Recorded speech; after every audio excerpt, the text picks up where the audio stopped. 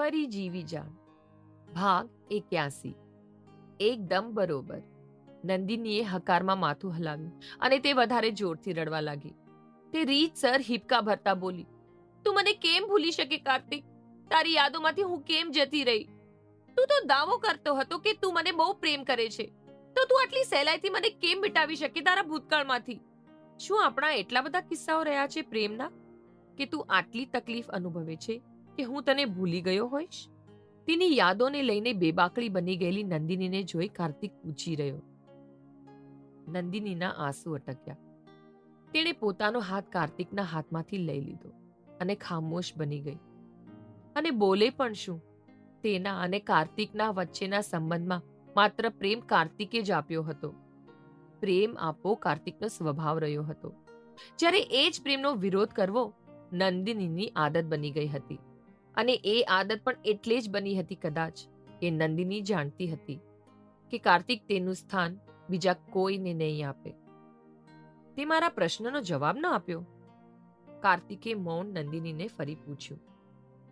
આપણા પ્રેમના એવા કોઈ કિસ્સા જ નથી રહ્યા, નંદિનીએ કહ્યું અને તે જતી રહી. કાર્તિક નંદિનીને ભાગતી જોઈ રહ્યો અને તેના ચહેરા પરનું હાસ્ય રોકી ના શક્યો અને તે ધીરેથી કહી રહ્યો, એવું બને જ નહીં ને કે આપણા પ્રેમના કિસ્સાઓ ના રહ્યા હોય?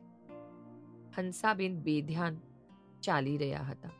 હંસાબેન, હિતેનભાઈએ કહ્યું અને હંસાબેન વિચારોમાંથી બહાર આવી બોલ્યા, હા ભાઈ સાહેબ, શું થયું? ક્યાં વિચારોમાં છો? હવે તો બધું બરાબર છે ને? હિતેનભાઈ થોડા ચિંતિત બન્યા. ભાઈ સાહેબ, આજે મેં ખોટા શબ્દોનો સહારો લીધો કેમ કે મને ડર હતો કે કાર્તિક નંદિનીને ભૂલી ગયો હશે. હંસાબેન આકુળ વ્યાકુળ બનતા કહી રહ્યા. કાર્તિક નંદિનીને ભૂલી જ ના શકે. હિતેનભાઈ વચ્ચે જ બોલી પડ્યા. નંદિની 6 વર્ષ દૂર રહી, છતાં જે માણસના મગજમાંથી નંદિની એક ક્ષણ માટે પણ દૂર ના ખસી હોય, એ માણસ નંદિનીને ભૂલી જાય? એ મારી માન્યતાની તો બહાર છે. પણ ભાઈ સાહેબ, બે અજાણી નજરે કાર્તિક નંદિનીને જોઈ રહ્યો હતો. તે પરથી તો તેવું લાગ્યું કે, અને મેં કહી દીધું કાર્તિકને કે નંદિની તેની પત્ની છે. હિતેનભાઈ હસી પડ્યા. તમે તો મારું ટેન્શન જ દૂર કરી દીધું. જો કાર્તિક નંદિનીને ભૂલી પણ ગયો હોય તો પણ હવે તમે તેને નંદિનીનો પતિ કહી જ ચૂક્યા છો અને નંદિનીના પિતા તરીકે મને પણ કોઈ વાંધો નથી. જ્યારે કાર્તિક હવે અગ્રવાલ પરિવારનો જમાઈ બની ચૂક્યો છે તો એ વાતથી એ પણ ઇનકાર નહીં કરી શકે. અને તમે ચિંતા ના કરો, એ બહાને તે બંને નજીક તો આવશે. તો મેં જે અંદર કહ્યું તે બરાબર કહ્યું? હંસાબેન પૂછી રહ્યા. અરે એકદમ બરાબર, હિતેનભાઈએ નિશ્ચિત થતા કહ્યું. જીતેશભાઈ ક્યારે આવે છે એ પ્રમાણે હું નીકળું. ભાઈ સાહેબ, તે આવી જશે. તમારે કામ હોય તો તમે જાઓ. અહીં હું અને નંદિની છીએ, અમે સંભાળી લેશું, હંસાબેને કહ્યું. સારું, ત્યારે હું હવે નીકળું છું, હિતેનભાઈએ કહ્યું અને તે મલકાતા મલકાતા જતા રહ્યા. હંસાબેન હાથમાં સૂપ સાથે બેઠા હતા. માં, તું ડરી ગઈ હોઈશ ને? કાર્તિકે પ્રશ્ન કર્યો કે હંસાબેન ગંભીર બનતા બોલ્યા. પહેલા તો મને બહુ ગુસ્સો આવ્યો હતો. એક રોડ ક્રોસ કરતા પણ નથી આવડતું તને શું? પણ જ્યારે 2 દિવસ સુધી તને હોશ ના આવ્યો તો હું ડરી ગઈ અને ગુસ્સો પણ ઓગળી ગયો. નાનું બાળક જેમ સંપૂર્ણ પ્રેમ સાથે પોતાની માને જોવે, તેમ જાણે નવો જન્મ મળ્યો હોય તેમ કાર્તિક હંસાબેનને જોઈ રહ્યો અને પ્રશ્ન કરી રહ્યો.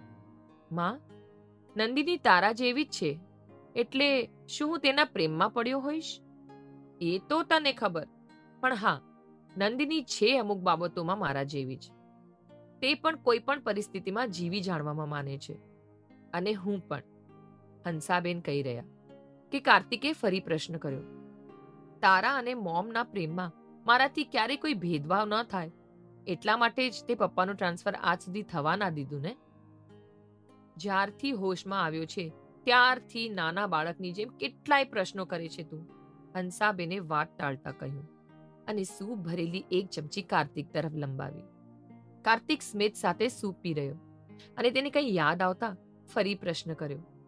માં, મોમ અને ડેડ હજુ કેમ ના આવ્યા? હંસાબેનના હાથમાં રહેલી ચમચી સ્થિર બની કાર્તિક, તને સાચે કંઈ યાદ નથી? તેઓ તો બિઝનેસ ટ્રીપ પર ગયા છે. ઓ હા, કાર્તિકે કહ્યું ને વધારે કંઈ વિચાર્યા વિના તેને સ્થિર બની એ સૂપ ભરેલી ચમચી તરફ મોં લઈ જઈ સૂપ પીધું અને પછી બોલ્યો, તું મને હાલ તો સૂપ પીવડાવ, મને ભૂખ પણ લાગી છે. તું કહે એ તું બનાવી લાવીશ તારી માટે. હંસાબેન આગળ કંઈ કહે તે પહેલા જ કાર્તિક સહજતાથી બોલ્યું, તું કેમ બનાવીશ? નંદિનીને બોલ, તે બનાવી લાવશે.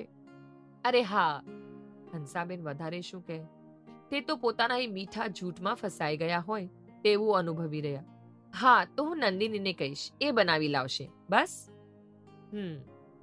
કાર્તિકે કહ્યું અને મા દીકરો ફરી વાતોમાં મશગુલ બની ગયા.